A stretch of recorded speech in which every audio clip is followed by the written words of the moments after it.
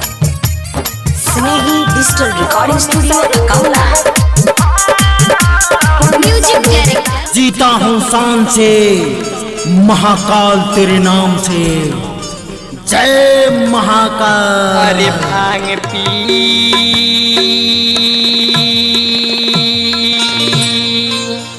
भकुआइले कांवरी। एक आवश्यक सूचना कृपया ध्यान देंगे। आदर्श नवयुवक सोमारी डाक बम संघ आप तमाम ग्रामवासियों का हार्दिक अभिनंदन करती है। सुन सुन रानिया हमारो बचनिया हमारा धनिया।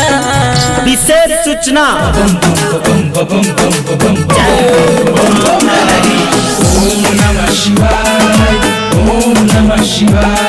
जो भी माता भाई बहन सोमारी डाक बम जाने के लिए इच्छुक हैं वे मिडिल स्कूल लड़बेगिया के पास आकर अपना नाम दर्ज करा ले।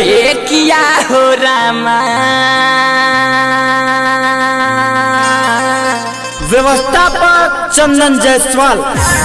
भंगिया पीसे में बथता कलैया यही से कहीं खाई खोआ मलैया। खाई नहीं स्वामी जी।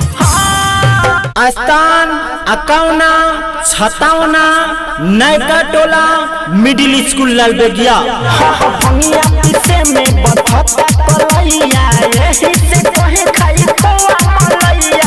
पीसत में कार्तिक गणेश रुबेला।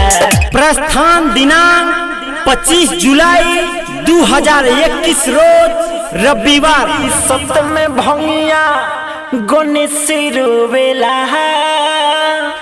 आहदत न तनिको राउर सोहेला।